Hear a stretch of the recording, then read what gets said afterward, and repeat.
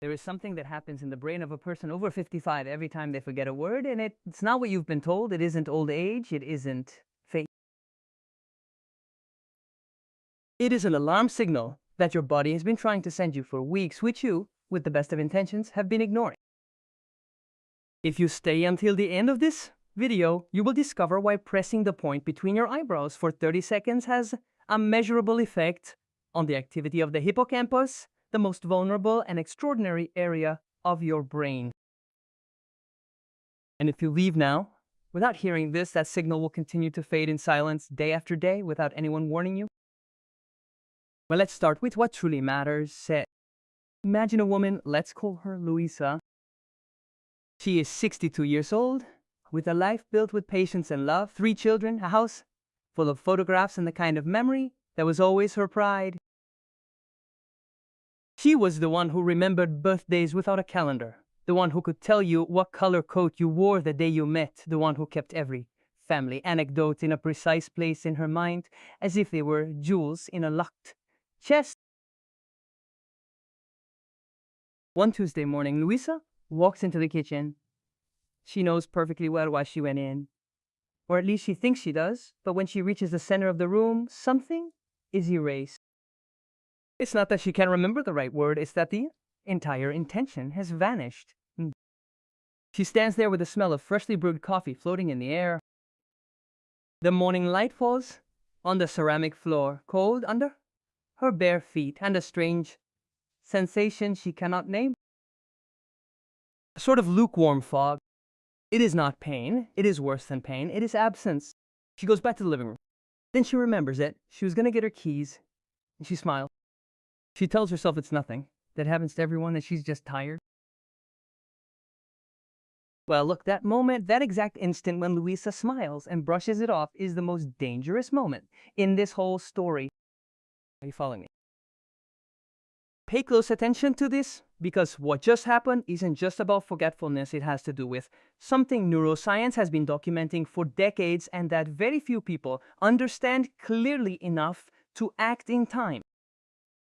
There is a word for what happens to the brain when those signals are systematically ignored. I'm not going to tell you yet, but throughout this video, you're going to start recognizing it in everything I tell you, and when the moment comes to name it, you will understand why everything changes. Before we go on, there is something I want to ask of you, and I don't ask it as a formality, I ask it as part of this brain experiment we are doing together. If this video speaks to you, if you feel there is something here that your brain needs to hear, subscribe right now.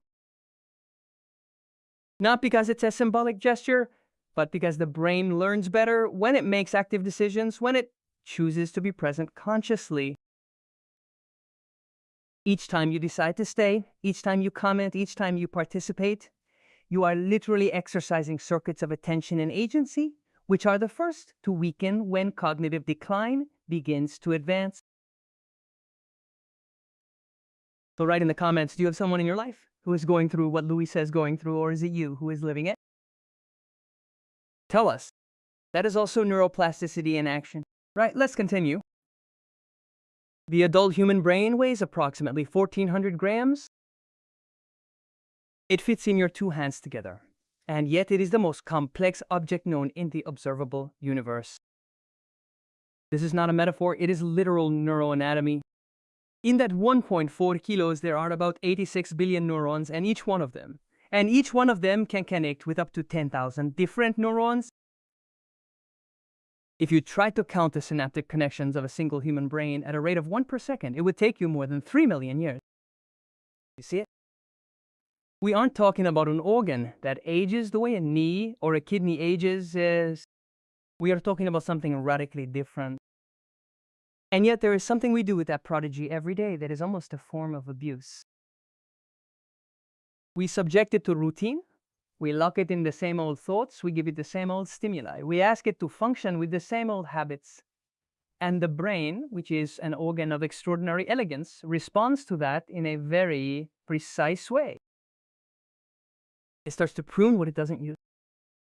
Neuroscience has a principle that sounds almost brutal in its simplicity. Use it or lose it. Connections that are not activated regularly weaken. The neural pathways that are not traveled close off. And that closing makes no noise, causes no pain, and gives no warning. It simply happens like dust accumulating in a room that no one visits.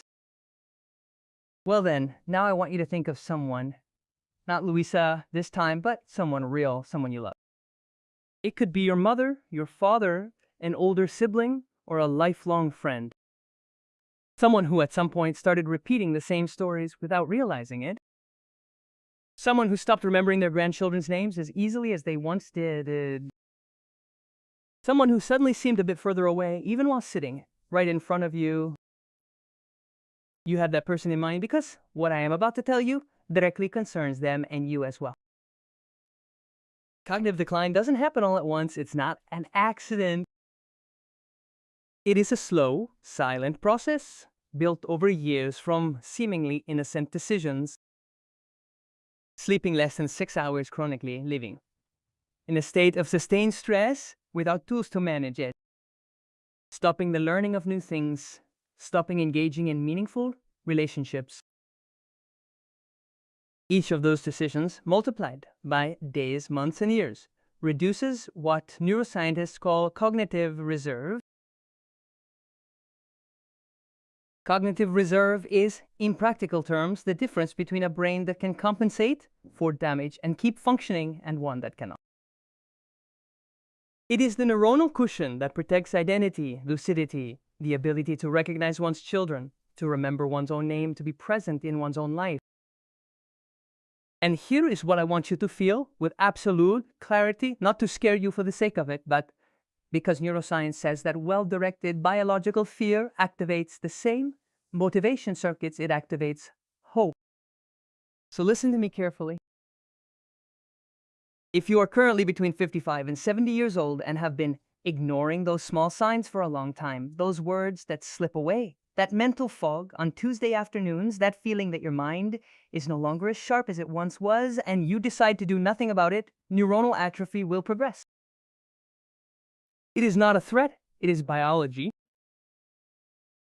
The loss of hippocampal volume, the most critical brain region for episodic memory, can begin to be detectable starting at age 50 in people with high levels of sedentary behavior and chronic stress.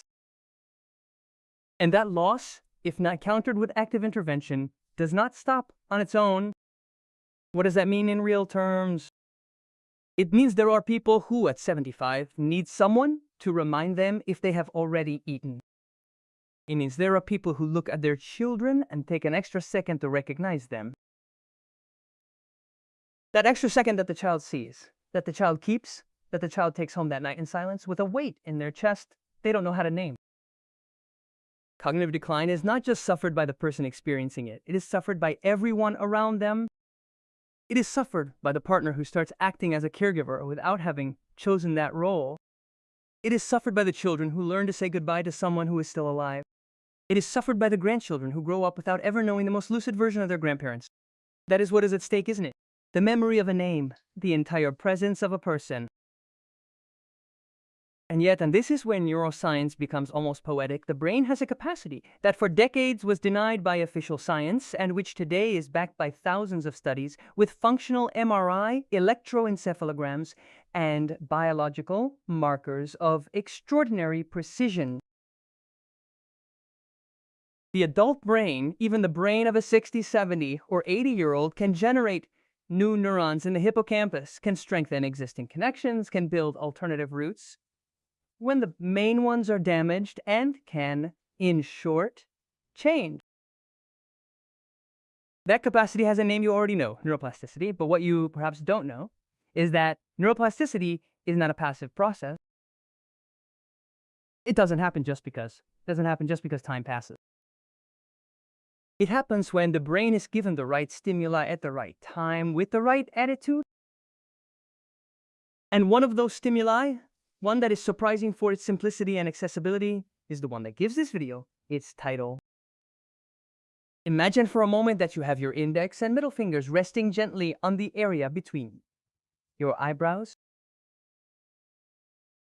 That zone, which in many Eastern traditions is called the third eye, but which in Western neuroanatomy has a much more precise name and a much more documented role, the medial prefrontal region. When you apply gentle and sustained pressure on that area for 30 seconds, something happens that isn't magic, it's physiology. The skin between the eyebrows has an extraordinary density of mechanoreceptors, sensory receptors that send signals to the nervous system through the trigeminal nerve, one of the most complex and well-connected cranial nerves in the central nervous system. That signal travels to the brainstem, activates the parasympathetic system, and from there it cascades. It reduces the activity of the hypothalamic pituitary adrenal axis, which is the system that produces cortisol when you are under stress. Well, what does cortisol have to do with memory? Everything, absolutely everything. Cortisol in acute doses is useful. It gives you energy in a moment of danger. But chronic cortisol, the kind that stays elevated for weeks and months because you live in a state of sustained alertness, because you have unresolved worries, because you sleep poorly, because you don't have moments of true calm, that cortisol is neurotoxic to the hippocampus. Neuroimaging studies consistently show that people with chronically elevated cortisol levels have smaller hippocampi, literally smaller. Chronic stress shrinks the brain region you need most to remember who you are here. And there is the first twist in this video, the first of many.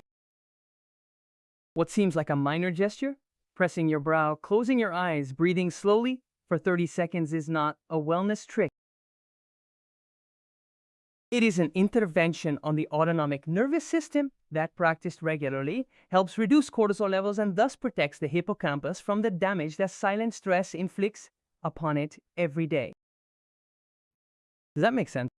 Good, because now we are going deeper. Let's think about Louisa again. After that Tuesday in the kitchen, Louisa told her daughter what she had felt, and her daughter, who was 38 with 3 jobs and 2 young children, told her not to worry, that it happened to her too, that it was stress. And Louisa believed her because it was easier to believe her. 6 months passed. The fog didn't disappear. It settled in slowly, like a tenant who doesn't pay rent but won't leave either. Louisa stopped suggesting plans, stopped calling first. She started avoiding long conversations because sometimes in the middle of a sentence she would lose the thread and feel shame, a quiet, cold shame that smelled like defeat.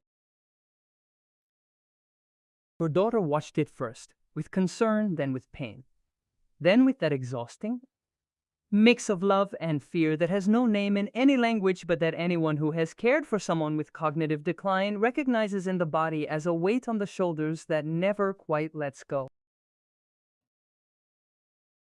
Why am I telling you this? Because Louisa's story is not a story of bad luck, it is a story of information arriving too late. And because the difference between Louisa and someone who at 75 is still having brilliant conversations, still learning languages, still getting excited about new ideas, is not in their genes. It is, to a much greater extent than traditional medicine has admitted for decades, in their habits. Neuroscience has a concept called cognitive reserve, and I mentioned it to you before, but now I want you to understand it. In its most practical dimension, cognitive reserve is not innate intelligence. It is not a university education. It is the density and diversity of your neural connections. The more alternative routes your brain has to access the same information, the longer it can resist damage before that damage manifests as symptoms.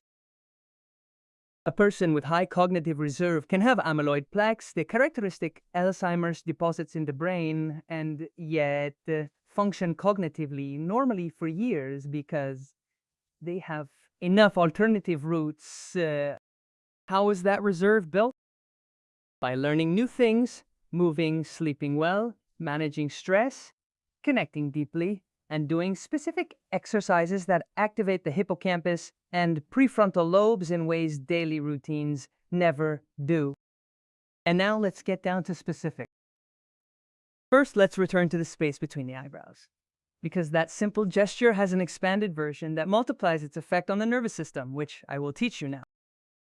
Sit down.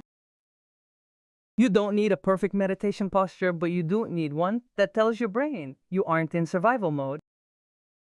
That means a relatively upright spine, shoulders slightly back and down, and and relaxed jaw.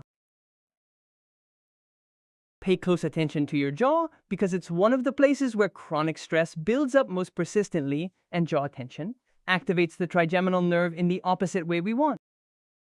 Instead of calming it, it irritates it. Now place your index and middle fingers on the space between your eyebrows, not with force, but with the same pressure you would use to touch a sleeping person's eyelid without wanting to wake them. And while maintaining that pressure, do the following. Inhale slowly through your nose for a count of 4. Hold the air for a count of 2. Exhale through your nose for a count of 6.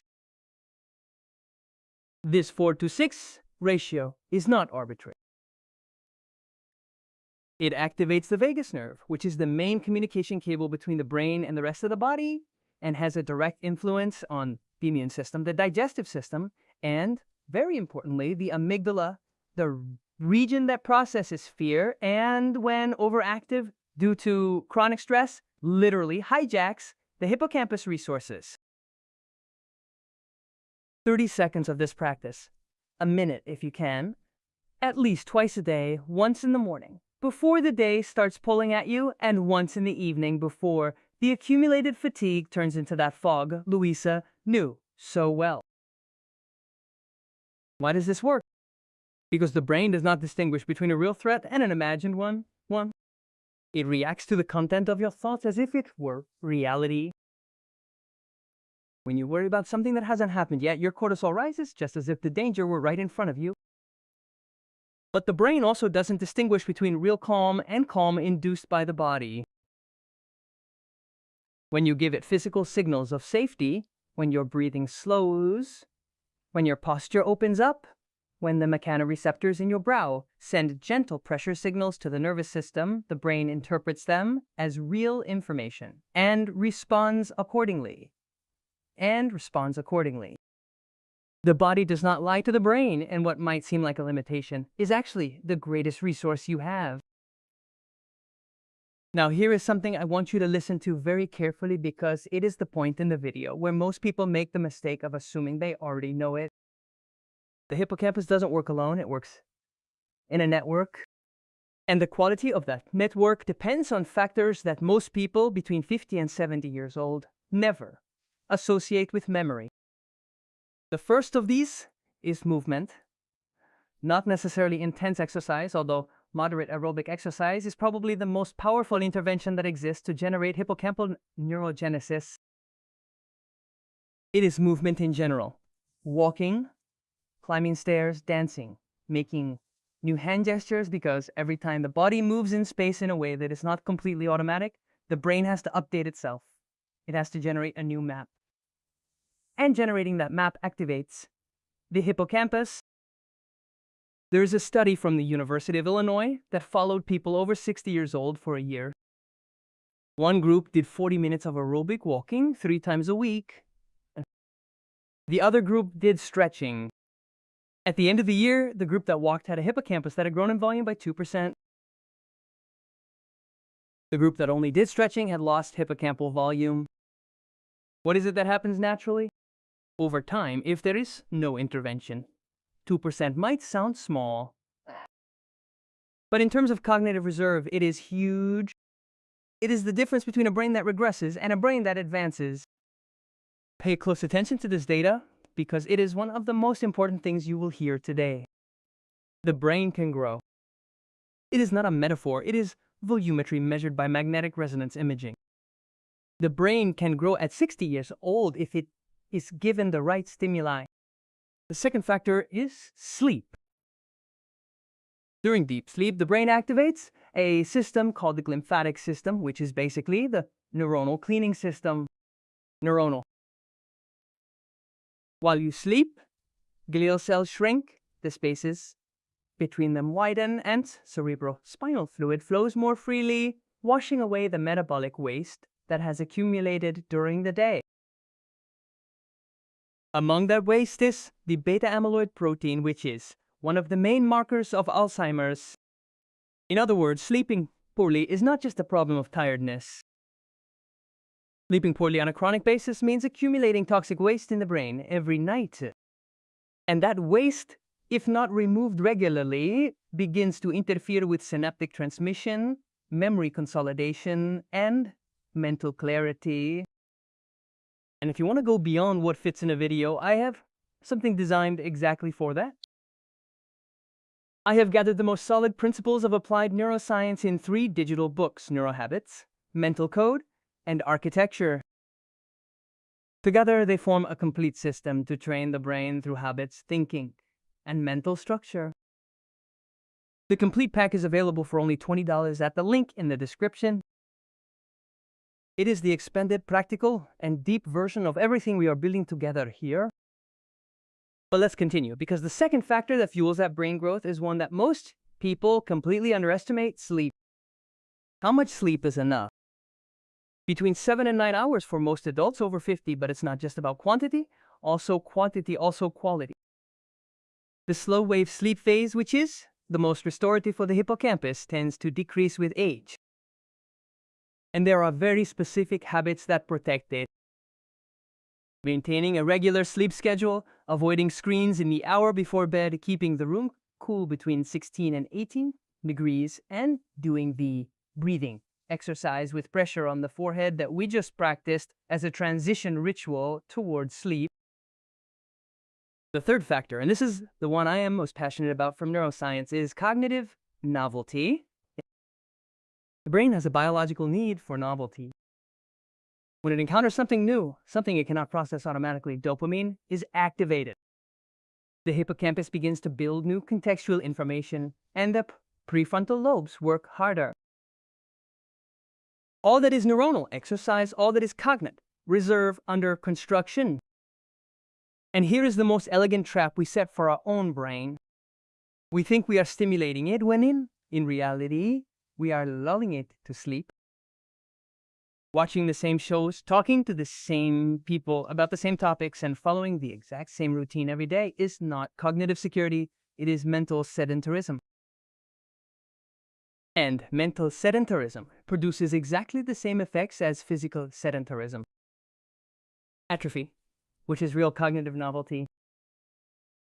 Learning to play a musical instrument, not to be a concert performer, but to force the brain to coordinate fine movement, symbol reading, rhythm, emotion, and memory simultaneously. That activates more brain regions simultaneously than almost any other human activity. Learning a new language, or simply learning new vocabulary in your own language.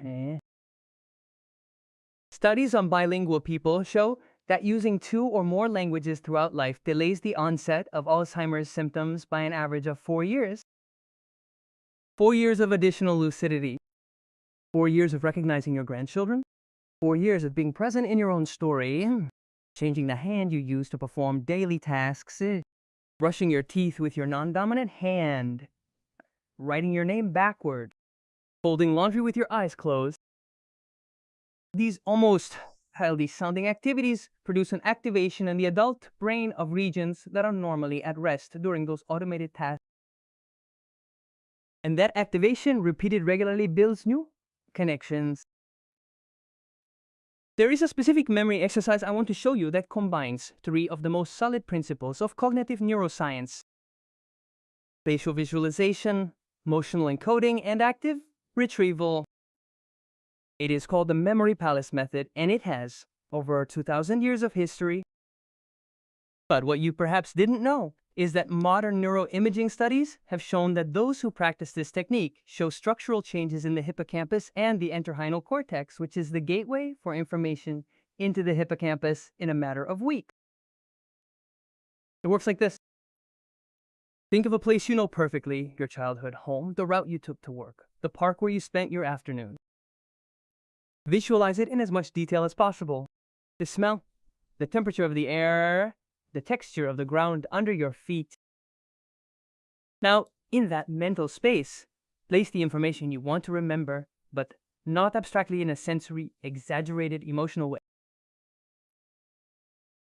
Do you want to remember that you have to call the doctor, buy bread, and call your friend, Carmen? Imagine that you walk into your childhood home, and on the first step, there is a giant doctor with a stethoscope made of French baguettes, shouting Carmen's name with a voice that sounds like a trumpet. Absurd, right? That is exactly why it works. The brain retains information that has emotional charge much more efficiently. That is unexpected. That involves multiple senses. Are you following?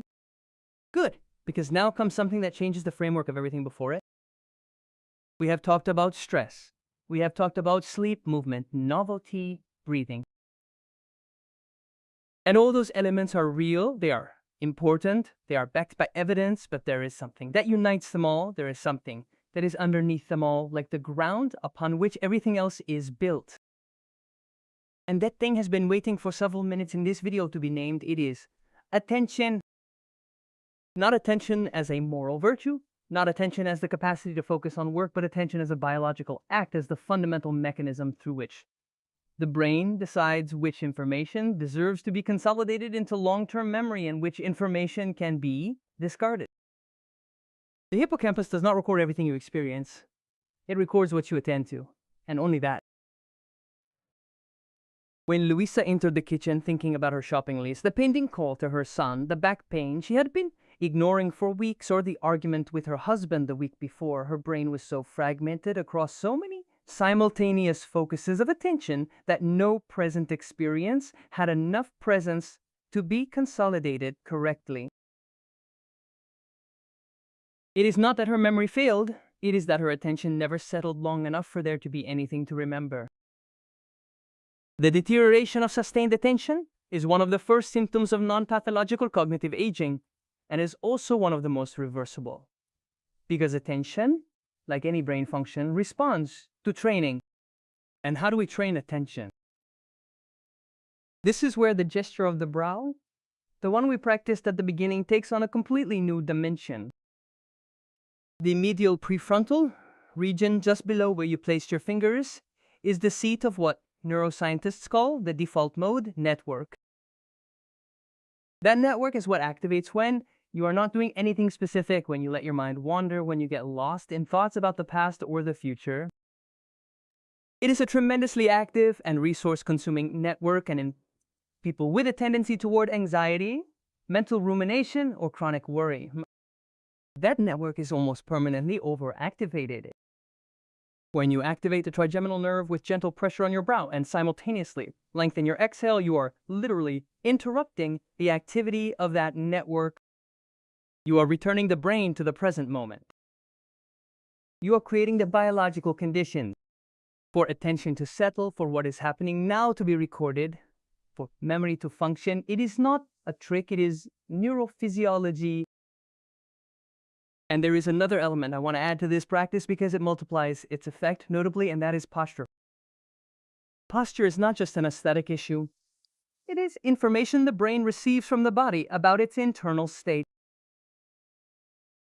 There are studies showing that adopting an upright posture with an open chest and your gaze toward the horizon instead of toward the ground increases testosterone levels and reduces cortisol in a matter of minutes. And it's not because posture directly causes those hormonal changes, but because the brain interprets that posture as a signal of safety, of mastery over the environment, of an absence of threat.